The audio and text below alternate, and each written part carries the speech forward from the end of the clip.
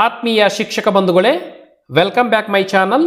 ಶಿಕ್ಷಕ ಬಂಧುಗಳೇ, ನಾವು ಈ ವಿಡಿಯೋದಲ್ಲಿ KSQAAC Karnataka school quality assessment and accreditation council ಅಂದರೆ ಕರ್ನಾಟಕ ಶಾಲಾ ಗುಣಮಟ್ಟ ಮೌಲ್ಯಾಂಕನ ಮತ್ತು ಅಂಗೀಕರಣ ಪರಿಷತ್ತು ಇದಕ್ಕೆ ಸಂಬಂಧಿಸಿದಂತೆ ಪ್ರಸಕ್ತ ಸಾಲಿನಲ್ಲಿ ಅಂದರೆ 2023-24ನೇ ಸಾಲಿನಲ್ಲಿ ರಾಜ್ಯ ಪಠ್ಯಕ್ರಮವನ್ನು ಅನುಸರಿಸುತ್ತಿರುವ ಎಲ್ಲ ಸರ್ಕಾರಿ ಅನುದಾನಿತ ಮತ್ತು ಅನುದಾನರಹಿತ ಶಾಲೆಗಳ ಪ್ರಸಕ್ತ ಸಾಲಿನ 5, 8 ಮತ್ತು 9ನೇ ತರಗತಿಯ ವಿದ್ಯಾರ್ಥಿಗಳಿಗೆ ಸಂಕಲನಾತ್ಮಕ ಮೌಲ್ಯಾಂಕನ 2 ಅಂದರೆ ಸಮೇಟಿವ್ ಅಸೆಸ್ಮೆಂಟ್ 2 ಈ ಒಂದು ಮೌಲ್ಯಾಂಕನಕ್ಕೆ ಸಂಬಂಧಿಸಿದಂತೆ ಮಾದರಿ ಪ್ರಶ್ನೋತ್ತರ ಪತ್ರಿಕೆಗಳನ್ನು ನಾವು ಮಂಡಳಿಯ ವೆಬ್ಸೈಟ್ನಲ್ಲಿ ಹೇಗೆ ಚೆಕ್ ಮಾಡಬೇಕು ಹಾಗೂ ಹೇಗೆ ಡೌನ್ಲೋಡ್ ಮಾಡಿಕೊಳ್ಳಬೇಕು ಹಾಗೂ ಈ ಒಂದು ಪರೀಕ್ಷೆಗೆ ಸಂಬಂಧಿಸಿದ ಇನ್ನಿತರ ಅಪ್ಡೇಟ್ಸನ್ನು ನಾವು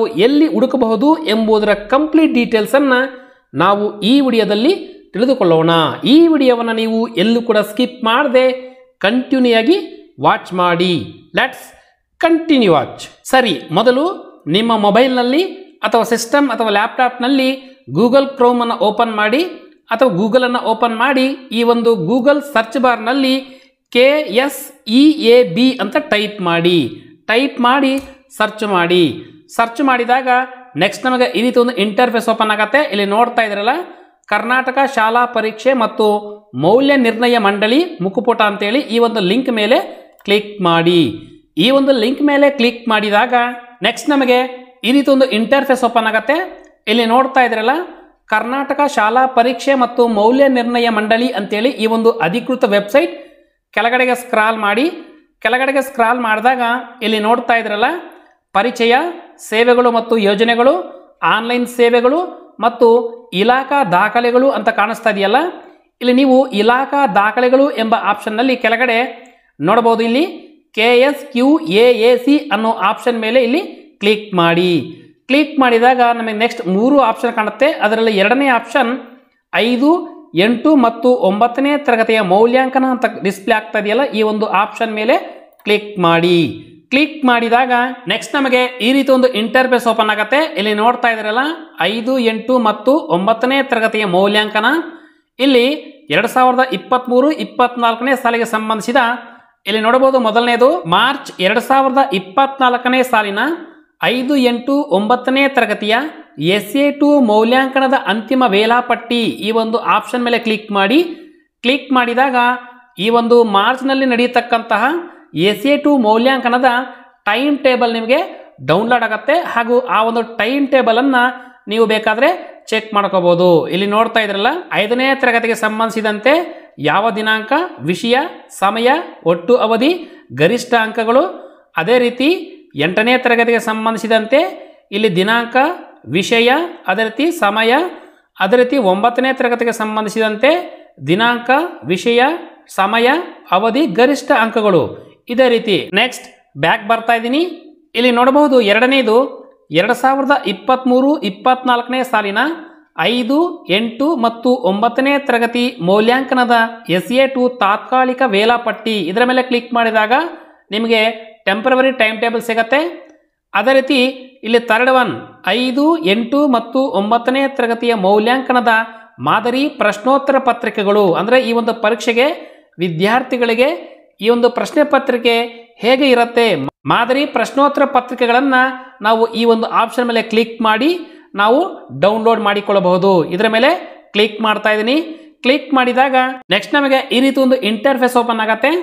5, 8, 9ನೇ ತರಗತಿಯ ಮೌಲ್ಯಾಂಕನದ ಮಾದರಿ ಪ್ರಶ್ನೋತ್ತರ ಪತ್ರಿಕೆಗಳು ಅಂತೇಳಿ ಇಷ್ಟೆಲ್ಲ ಪ್ರೋಸೆಸ್ ಬೇಡ ಅಂತಂದ್ರೆ ನಾನು ಈ ವಿಡಿಯೋ ಕೆಳಗಡೆ ಡಿಸ್ಕ್ರಿಪ್ಷನಲ್ಲಿ ಈ ಒಂದು ವೆಬ್ಸೈಟ್ ಲಿಂಕನ್ನು ಕೊಟ್ಟಿರ್ತೀನಿ. ನೀವು ಆ ಒಂದು ವೆಬ್ಸೈಟ್ ಲಿಂಕ್ ಮೇಲೆ ಕ್ಲಿಕ್ ಮಾಡಿದಾಗ ಡೈರೆಕ್ಟ್ ಆಗಿ ನೀವು ಈ ರೀತಿ ಒಂದು ವೆಬ್ ಪೇಜ್ಗೆ ಬರ್ತೀರಾ. ಇಲ್ಲಿ 5ನೇ ತರಗತಿ, 8ನೇ ತರಗತಿ, ನೆಕ್ಸ್ಟ್ 9ನೇ ತರಗತಿವಾರು ಇರುತ್ತೆ. ಇಲ್ಲಿ ನೋಡಬಹುದು ಎಕ್ಸಾಂಪಲ್ 5ನೇ ತರಗತಿಗೆ ಪ್ರಥಮ ಭಾಷೆ ಕನ್ನಡ, ಪ್ರಥಮ ಭಾಷೆ ಇಂಗ್ಲಿಷ್, ಪ್ರಥಮ ಭಾಷೆ ಹಿಂದಿ ಅಂದರೆ ಅವರ ಪ್ರಥಮ ಭಾಷೆ. ಅದೇ ರೀತಿ ದ್ವಿತೀಯ ಭಾಷೆ ಕನ್ನಡ, ದ್ವಿತೀಯ ಭಾಷೆ ಇಂಗ್ಲಿಷ್, ಗಣಿತ ಕನ್ನಡ ಮಾಧ್ಯಮ, ಗಣಿತ ಇಂಗ್ಲಿಷ್ ಮಾಧ್ಯಮ, ಪರಿಸರ ಅಧ್ಯಯನ ಕನ್ನಡ ಮಾಧ್ಯಮ, ಪರಿಸರ ಅಧ್ಯಯನ ಇಂಗ್ಲಿಷ್ ಮಾಧ್ಯಮ ಅಂದರೆ ನಿಮಗೆ ವಿಷಯವಾರು ಮಾಧ್ಯಮವಾರು ಪ್ರಶ್ನೋತ್ತರ ಪತ್ರಿಕೆಗಳು ಇಲ್ಲಿ ನಿಮಗೆ ಲಭ್ಯವಿರುತ್ತೆ. ಎಕ್ಸಾಂಪಲ್ ಇಲ್ಲಿ ನೋಡ್ತಾ ಇದ್ರಲ್ಲ, ಇಲ್ಲಿ ನಾನು ಗಣಿತಗೆ ಸಂಬಂಧಿಸಿದಂತೆ ಕನ್ನಡ ಮಾಧ್ಯಮ ಈ ಒಂದು ಗಣಿತ ಎಂಬ ವಿಷಯದ ಮೇಲೆ ಕ್ಲಿಕ್ ಮಾಡ್ತಾ ಇದ್ದೀನಿ. ಕ್ಲಿಕ್ ಮಾಡಿದ ತಕ್ಷಣ ಆ ಒಂದು ತರಗತಿಯ ಗಣಿತ ವಿಷಯದ ಪ್ರಶ್ನೆ ಪತ್ರಿಕೆ ಇಲ್ಲಿ ನಿಮಗೆ ಡಿಸ್ಪ್ಲೇ ಆಗುತ್ತೆ. ಇಲ್ಲಿ ನೋಡ್ತಾ ಇದ್ರಲ್ಲ, ಇಲ್ಲಿ ಪ್ರಶ್ನೆ ಪತ್ರಿಕೆ ಡಿಸ್ಪ್ಲೇ ಆಗ್ತಾ ಇಲ್ಲಿ ನೋಡಬಹುದು. ಈ ಒಂದು ಪ್ರಶ್ನೆ ಪತ್ರಿಕೆನ ನೀವು ಚೆಕ್ ಮಾಡ್ಕೋಬಹುದು. ಇಲ್ಲಿ ನೋಡ್ತಾ ಇದ್ರಲ್ಲ, ಇಲ್ಲಿ ಪ್ರಶ್ನೆಗಳನ್ನು ನೀವು ಅಬ್ಸರ್ವ್ ಮಾಡಬಹುದು. ನಾನು ಕೆಳಗಡೆಗೆ ಸ್ಕ್ರಾಲ್ ಮಾಡ್ತಾ ಇದ್ದೀನಿ. ಈ ಒಂದು ಪ್ರಶ್ನೆ ಪತ್ರಿಕೆಯನ್ನು ನೀವು ವಿದ್ಯಾರ್ಥಿಗಳಿಗೆ ವಿತರಿಸಿ, ಅಂದರೆ ಮಾದರಿ ಪ್ರಶ್ನೆ ಪತ್ರಿಕೆಯಾಗಿ ವಿದ್ಯಾರ್ಥಿಗಳಿಗೆ ನೀವು ಪರಿಚಯ ಮಾಡಿಕೊಡಬೇಕಾಗತ್ತೆ. ಇಲ್ಲಿ ನೋಡ್ತಾ ಇದ್ರಲ್ಲ, ಈ ರೀತಿ ನಿಮಗೆ ಮುಂದೆ ವಿದ್ಯಾರ್ಥಿಗಳಿಗೆ ಬರ್ತಕ್ಕಂಥ ಪ್ರಶ್ನೆ ಪತ್ರಿಕೆಯ ಮಾದರಿಯನ್ನು ವಿದ್ಯಾರ್ಥಿಗಳಿಗೆ ತೋರಿಸಬೇಕಾಗತ್ತೆ. ಅದೇ ರೀತಿ ಈಗ ನಾನು ಮತ್ತೆ ಬ್ಯಾಕ್ ಬರ್ತಾ ಇದ್ದೀನಿ.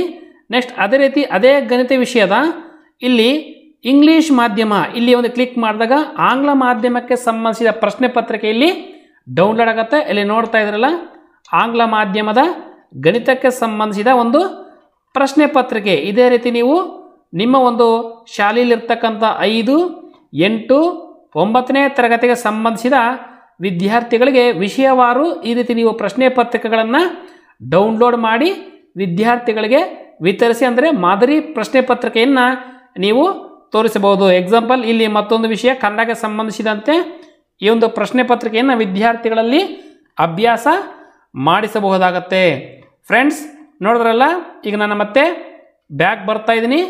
ಇಲ್ಲಿ ನೋಡಿ, ಬ್ಯಾಕ್ ಬಂದಾಗ ಅದೇ ರೀತಿ ಈ ಒಂದು 5, 8, 9ನೇ ತರಗತಿಗೆ ಸಂಬಂಧಿಸಿದಂತೆ ಬೇಕಾದ ವಿಷಯಗಳು ಕನ್ನಡ ಮಾಧ್ಯಮ ಹಾಗೂ ಇಂಗ್ಲೀಷ್ ಮಾಧ್ಯಮಕ್ಕೆ ಸಂಬಂಧಿಸಿದ ಪ್ರಶ್ನೆ ಪತ್ರಿಕೆಗಳನ್ನು ಈ ರೀತಿ ನೀವು ಡೌನ್ಲೋಡ್ ಮಾಡಿ ವಿದ್ಯಾರ್ಥಿಗಳ ಬಳಿ ಅಭ್ಯಾಸ ಮಾಡಿಸಬಹುದು. ಫ್ರೆಂಡ್ಸ್ ನೋಡಿದ್ರಲ್ಲ, ಕರ್ನಾಟಕ ಮೌಲ್ಯಾಂಕನದ ಪರೀಕ್ಷೆಗೆ ಸಂಬಂಧಿಸಿದಂತೆ 5 ಮತ್ತು 8, 9ನೇ ತರಗತಿಯ ವಿದ್ಯಾರ್ಥಿಗಳಿಗೆ ಮಾದರಿ ಪ್ರಶ್ನೆ ಪತ್ರಿಕೆಗಳನ್ನು ನಾವು ಹೇಗೆ ಡೌನ್ಲೋಡ್ ಮಾಡಿಕೊಳ್ಳಬೇಕು ಅಂತೇಳಿ. ಫ್ರೆಂಡ್ಸ್ ಈ ವಿಡಿಯೋ ನಿಮಗೆ ಇಷ್ಟ ಆದರೆ ಲೈಕ್ ಮಾಡಿ, ಹಾಗೂ ಈ ವಿಡಿಯೋ ಬಗ್ಗೆ ಏನಾದರೂ ಡೌಟ್ ಇದ್ದರೆ ಕಾಮೆಂಟ್ ಮಾಡಿ, ಹಾಗೂ ಈ ವಿಡಿಯೋವನ್ನು ನಿಮ್ಮೆಲ್ಲ ಫ್ರೆಂಡ್ಸ್ಗೆ ವಾಟ್ಸಪ್ ಮತ್ತು ಫೇಸ್ಬುಕ್ ಗ್ರೂಪ್ಗಳಲ್ಲಿ ತಪ್ಪದೇ ಶೇರ್ ಮಾಡಿ. Thanks for watching. Thanks A lot. Jai Hind.